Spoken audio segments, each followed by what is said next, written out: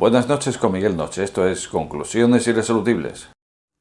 Conclusiones Irresolubles con Miguel Noche.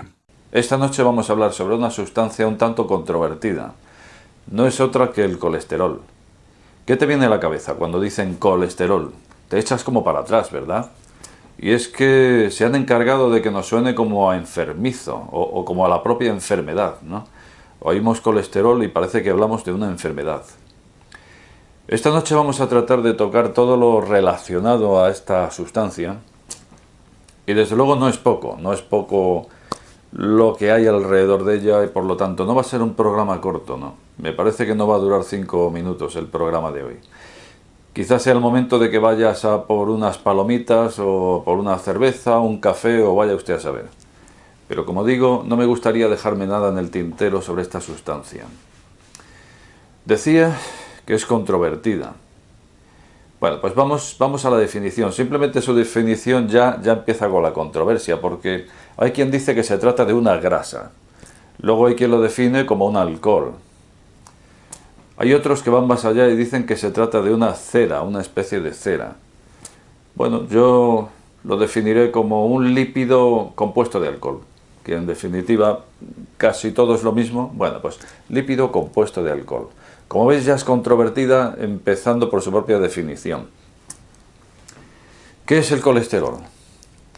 Bueno, pues ya lo hemos visto. Deberá cumplir alguna función. ¿Por qué está en nuestro organismo? Porque de no estar, si no tiene por qué estar ahí, no lo podíamos cargar de un plumazo.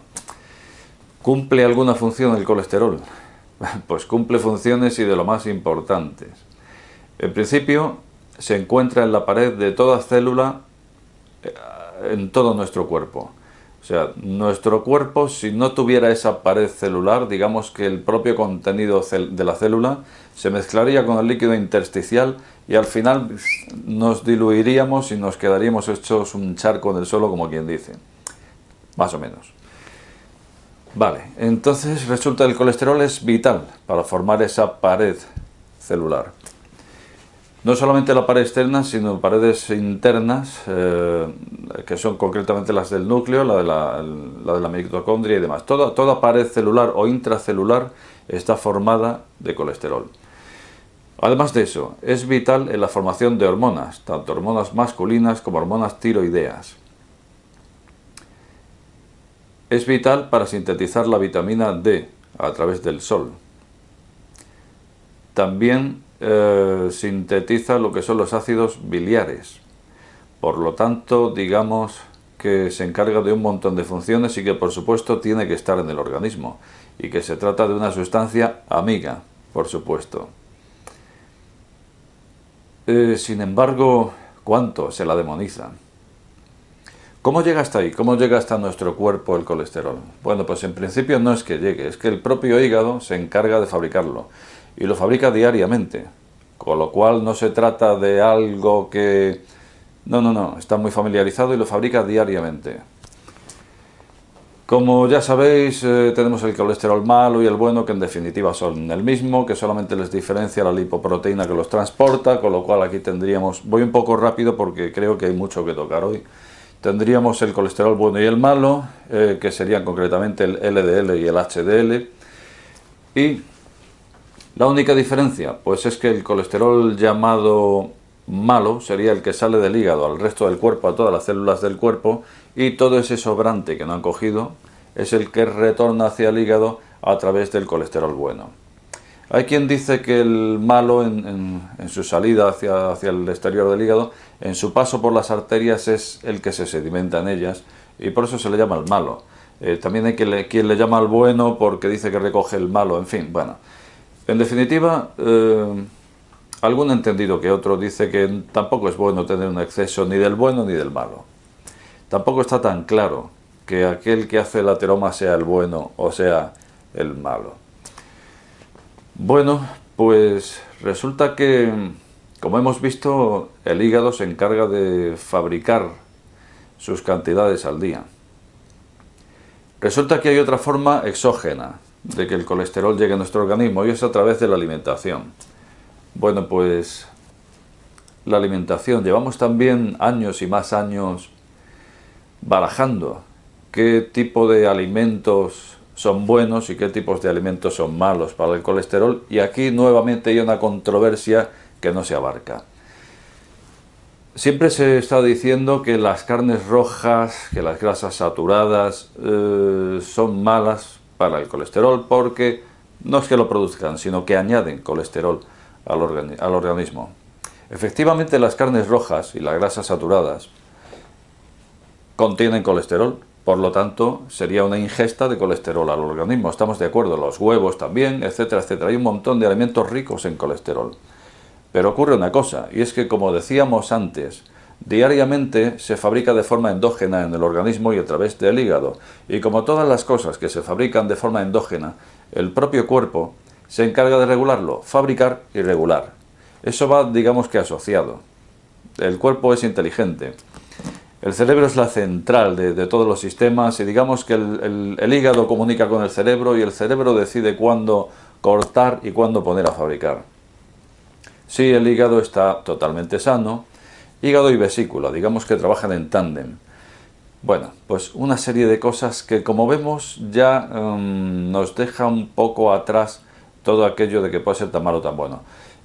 Este tipo de alimentos, las grasas saturadas, las carnes rojas, los huevos, tienen tanto detractores como gente que lo ha estudiado, científicos que lo han estudiado, y que cada día están más convencidos en los nuevos estudios de que no es tan importante lo que nos entra con colesterol, por lo que decía hace un momento. Porque ya se encarga el cerebro, o mejor dicho el hígado, de decir aquí hay mucho, entonces el cerebro dice deja de fabricar, etcétera, etcétera. Hígado, cerebro mandan la orden de dejar de fabricar si ya tenemos lo suficiente. Aunque también la cantidad que fabrica el hígado al día es superior a cualquier ingesta que vayamos a hacer de huevos o de carnes. Por lo tanto, ¿la nutrición entonces no es tan importante? Pues resulta que sí lo es, pero no por lo que hasta ahora se nos venía diciendo, sobre todo si nos amparamos en los estudios más modernos. Entonces resulta que tenemos alimentos que son más enemigos, probablemente, y según estos últimos estudios, que lo que venían siendo los otros alimentos. ¿Y cuáles serían estos últimos? Pues no serían otros que los carbohidratos. ¿Por qué los carbohidratos son enemigos del colesterol? Vamos a ver por qué. ¿Por qué nos dicen que por la noche no hay que comer un plato de espaguetis? Bueno, pues porque la pasta contiene carbohidratos y resulta que por la noche se entiende que después de cenar no vas a hacer actividad física. Por lo tanto, te vas a poner a ver la televisión, luego te vas a acostar, y entonces en la digestión, cuando acaba la digestión, esos carbohidratos pasan a ser asimilados. Por lo tanto, de ahí pasan al torrente sanguíneo y ya tendríamos la glucosa. Los carbohidratos sintetizados en glucosa, ya tendríamos ahí la glucosa paseando por el torrente sanguíneo. ¿Qué ocurre si tengo glucosa y no la quemo? Porque es para lo que vale. La glucosa no deja de ser para obtener joules, para obtener energía a través de quemarla. Es el combustible. La glucosa es un combustible del organismo. Pues ocurre que si tengo glucosa y no la quemo, automáticamente se convierte en colesterina, es decir, en colesterol. Y a partir de ahí, pues no nos interesa echar nada que vaya a sintetizar en glucosa al organismo cuando no vamos a quemarla, o lo que sería lo mismo, directamente glucosa. Si me pongo a comer bollería o cosas dulces, cosas que contengan azúcar, ya no tengo ni que sintetizar la glucosa, es que la estoy tomando a través de la sacarosa. Por lo tanto, se podría decir que los enemigos del colesterol no eran los que nos decían, sino que los últimos estudios nos cuentan ahora que son las glucosas y los carbohidratos, que, como digo, acaban siéndolo. Por lo tanto, importante olvidarnos de esta ingesta por la noche, pero y por el día, porque todo el mundo no hace todo el ejercicio que debiera. El hombre es un animal a nivel biológico. ¿Y tú has visto algún animal que se plantee si tiene que hacer ejercicio? Es que un cuerpo biológico, orgánico, necesita del ejercicio porque está diseñado para moverse. Ejercicio igual a moverse. Bueno, pues los humanos somos tan nuestros que lo hemos tomado como opción. Hago ejercicio como opción y si lo hago entonces le llamo deporte. Yo es que hago deporte. cuando no debería ser una opción jamás, porque el sedentarismo lo que hace es atrofiarnos a todos los niveles de secreciones, no solamente ya de colesterol, sino hormonales y de todo tipo, neurotransmisores. Por lo tanto, el movimiento es vital. Si nos fijáramos en la naturaleza, un animal gordo veríamos que no los hay, salvo uno que se me ocurre, y es el animal doméstico. Un perro en una casa sí puede estar gordo, un gato en una casa sí puede estar gordo. ¿Por qué? Porque se han humanizado.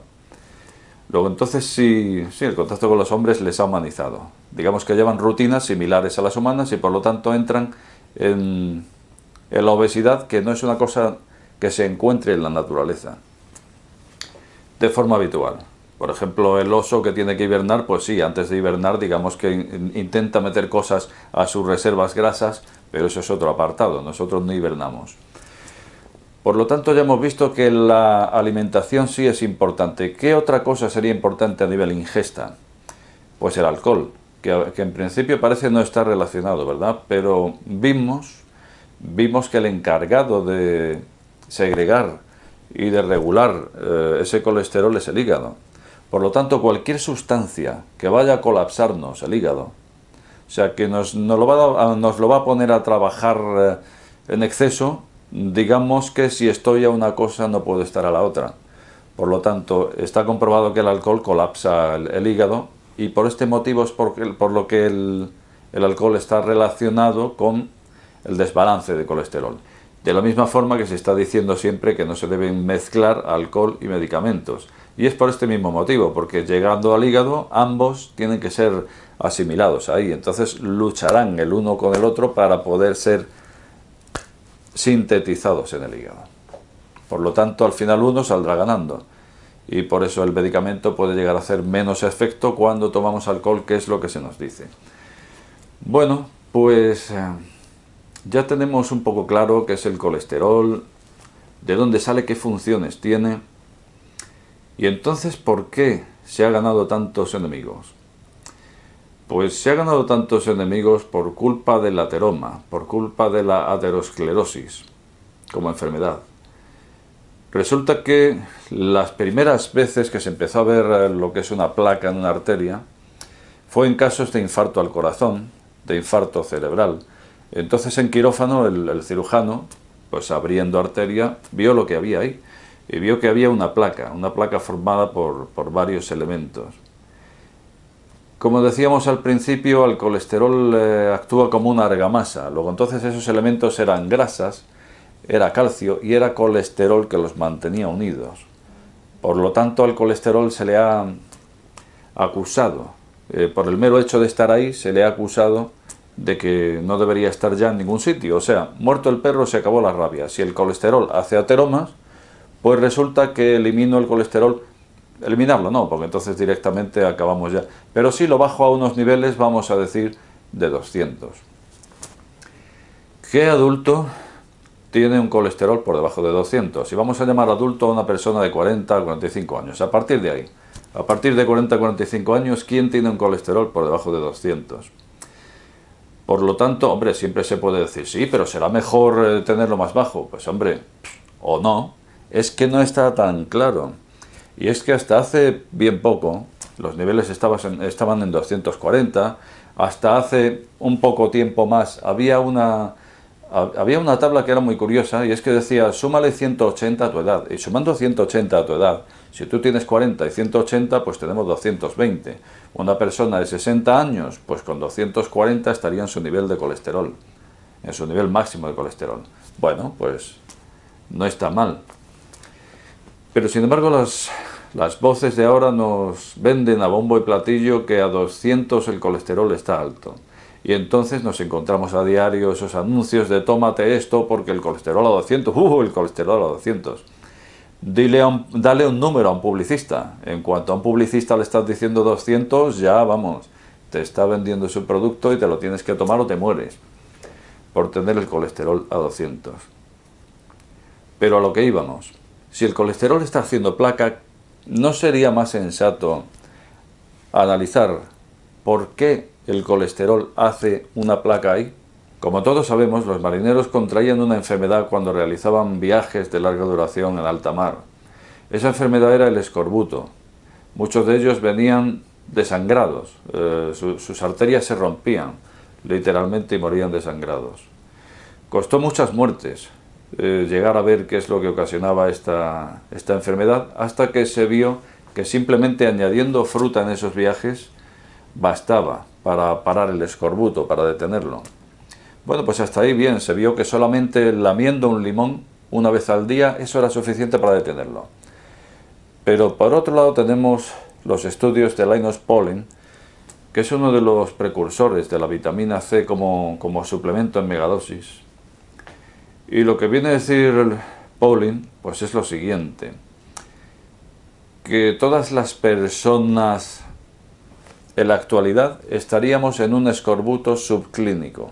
¿Esto qué querría decir? Pues querría decir que si bien nuestros vasos sanguíneos, nuestras arterias no se han roto, sin embargo sí han comenzado a deteriorarse por falta de colágeno, dado que la vitamina C es uno de los elementos precursores de colágeno. Y me atrevería yo a decir también el magnesio, lo que pasa es que Pauling en su día, hay que tener en cuenta que él murió en el año 94. Y por lo tanto, cuando él hizo la tesis estábamos en otro momento nutricional. En ese momento todavía la alimentación nos aportaba más magnesio. Digamos que en este momento ya no tanto, debido a que recogemos los cultivos y no se renueva otra vez a la tierra ese magnesio. Por lo tanto, digamos que ahora la tesis de Pauling se podría basar en dos elementos precursores del colágeno. Pero no nos desviemos. Entonces, ¿qué es lo que decía Pauling? Pues decía eso, que todos estamos en un escorbuto subclínico, y entonces la base de la aterosclerosis vendría dada por una carencia de vitamina C. Por lo tanto, si tenemos la causa, que es lo que deteriora la arteria, no vayamos a matar a cañonazos al colesterol, que lo que está haciendo es su trabajo. No vayamos a esa argamasa, que lo que le gusta es tapar y arreglar, porque de hecho lo está haciendo bien y lo está arreglando. Vayamos a que no tenga que arreglar nada. Vayamos a que las arterias y los vasos sanguíneos tengan en su endotelio, en el interior, lo tengan bien liso, que es como debe estar, para que el torrente sanguíneo fluya a través de él. Porque cuando no está perfectamente liso, cuando está degradado, que es lo que ocurre en la aterosclerosis, pues el paso de todos los elementos, incluido el colesterol, hace que se vaya sedimentando. Ese sedimento, pues claro, como digo, arregla, pero al cabo de los años, de las décadas incluso, pues acaba haciendo esa placa, ese ateroma. Ateroma formado por colesterol, por grasas y por calcio. Pero ¿no sería mejor detener el origen, detener la causa? Pues lo que se hace, sin embargo, es demonizar al colesterol y quitárselo de encima. ¿Y qué es lo que empleamos? ¿Cuál es el cañón que mata a esos mosquitos a cañonazos, como digo? Pues son las estatinas, no son otra cosa que las estatinas. Un fármaco que lo están tomando a día de hoy unos 200 millones de personas en el mundo. No es poco, ¿no? Y sobre esto, claro, pues hay en torno, como digo, es polémico esto del colesterol. En torno a las estatinas, pues está la conspiración de las farmacéuticas, que si la industria farmacéutica, la conspiración de hacernos consumidores de la sustancia, aunque sea mala. Bueno, en principio mi línea habitual no es conspiranoica, como siempre digo, para opinar sobre la conspiración habría que conocer, habría que tener buenas fuentes, yo no las tengo. Como mucho puedo dar mi opinión, y entonces, ¿qué opinión me da la industria farmacéutica? Pues yo pienso que sencillamente hay que tomar cada cosa como lo que es. Y ya hemos dicho lo que es industria y farmacéutica. ¿Qué es una industria? Pues es una corporación que se dedica a confeccionar y comercializar un producto. ¿Cuál es el producto? Los fármacos. Por lo tanto, la farmacéutica pues tampoco lo está haciendo ni bien ni mal a mi juicio, sino que está haciendo lo que es una industria, confecciona y comercializa medicamentos que son el producto. Luego cada cual pues sabrá si debe tomarlos o no. ¿Cuál es el problema en esto? Pues que claro, tú no tienes por qué saber medicina, por lo tanto tú te fías de tu médico, que es quien te manda las estatinas. Pero bueno, por suerte a día de hoy digamos que tenemos cierta información y bueno, pues al médico se le puede escuchar también, pero bueno, quizá antes de tomar estatinas pues ¿por qué no vamos a cosas que de por sí ya bajarían el colesterol? porque las estatinas, digamos que no son moco de pavo. Reúnen una serie de efectos secundarios, que lo tengo por aquí, y esos efectos secundarios que vamos a ver a continuación resulta que, por un lado, están reconocidos por la FDA, pero por otro lado hay una red, y es la Red Internacional de Escépticos del Colesterol, que está formada de aproximadamente un centenar de personas, y esas personas son científicos. Bueno, pues partiendo de los efectos secundarios que por un lado nos cuenta la propia FDA sobre las estatinas, y por otro lado lo que nos cuenta la red de escépticos, nos salen una serie de efectos secundarios que vamos a ver a continuación, y que yo creo que podríamos incluso plantearnos si son tan buenas o no esas estatinas. Bien, pues comenzamos con el dolor y debilidad muscular. Este efecto es engañoso porque el dolor y la debilidad muscular, digamos que suele aparecer al cabo de un año de estar tomándolas. Entonces la persona que lo toma, el usuario, pues cuando aparece este dolor no lo relaciona con el medicamento, porque asimila que tolera bien ese medicamento. Luego, cuando aparece el síntoma, no lo relaciona. Pero suele estar ligado a las estatinas, precisamente. Bien, podríamos continuar con deterioro cognitivo, fatiga, neuropatía periférica, problemas de memoria. Desde luego a nivel cognitivo ocurren una serie de cosas. Problemas de memoria y mentales, estados de ánimo cambiantes, cambios incluso en la personalidad, desestabilización de las membranas celulares, y esto conllevaría una serie de cosas tales como la diabetes, la esclerosis múltiple, accidentes cerebrovasculares, me tenía que haber puesto las gafas, hemorrágicas, el cáncer, el ELA, el Alzheimer, insuficiencia cardíaca.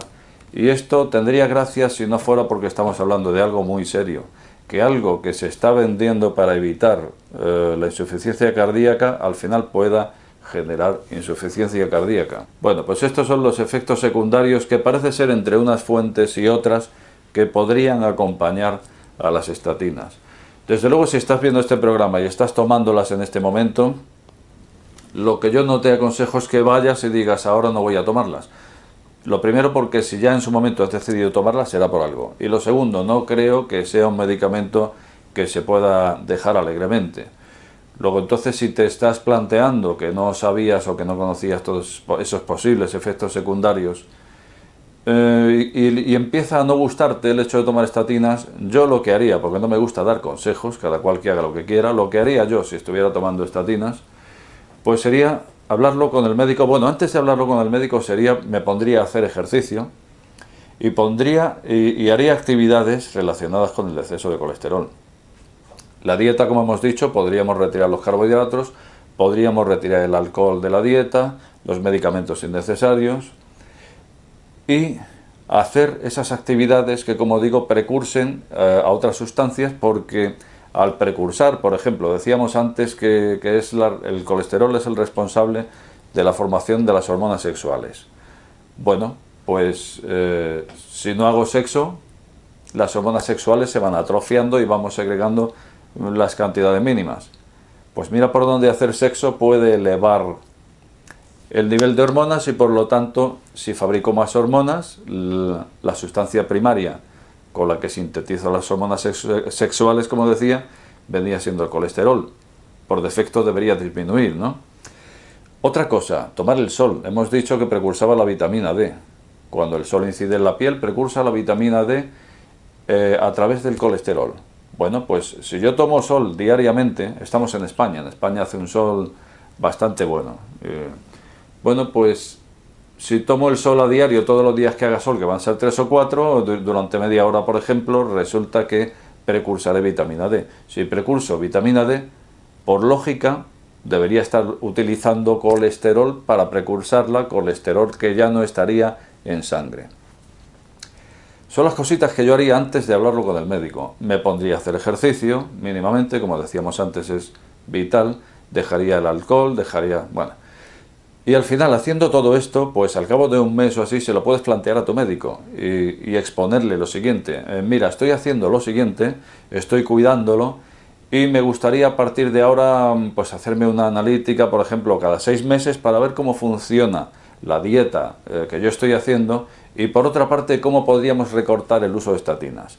Y entonces a lo mejor él te dice de recortar al 50%, hacer un análisis a los 6 meses, si realmente funciona recortar otro 50%. Porque a lo mejor no es bueno de pronto dejar el tratamiento. Probablemente entremos en un efecto rebote que lo que haga sea poner a segregar a diestro y siniestro colesterol. Por lo tanto, si ya lo estás tomando, quizá no sea bueno dejarlo de golpe. Quizá deberías estar por la dieta orientada o por la vida orientada al colesterol, tanto en su ingesta como en sus sustancias precursadas. Pues como decíamos, entre uno de esos efectos secundarios estaban las cardiopatías, las posibles cardiopatías. Y resulta que se estarían tomando estatinas para intentar evitar la patología cardíaca, el infarto al corazón o el infarto al cerebro, y resulta que el propio medicamento nos podría llevar a esa insuficiencia cardíaca. Pues quien ha expuesto esta tesis, entre otros, es la doctora Stephanie Seneff, y precisamente llega a esta conclusión. Como digo, hay muchos estudios que se divulgan, estudios que no, pero desde luego cada día se sabe más sobre las estatinas, se sabe más que no son tan recomendables y se va ganando cada vez menos adeptos. Bueno, pues al final nos hemos ido a más de esos 5 minutos que decía al principio. Y creo que con todo lo que hemos visto, pues lo que decía hace un momento, quizá la forma de no tener que recurrir a las estatinas vaya orientada por ahí, ¿no? A esta dieta que hemos dicho antes. Dieta consistente en ejercicio, en retirar ingesta de glucosas y elementos que precursan la glucosa como los carbohidratos, alcohol y medicamentos los justos. Bueno, pues como decía al principio, me he ido un poco más de los 5 minutos. Y al final no me extiendo más. Ahí lo dejo, espero haber podido aportar algo más esta noche. Seguramente ya te has quedado sin palomitas, sin cerveza o sin aquel café que decíamos. Nada más, buenas noches con Miguel Noche.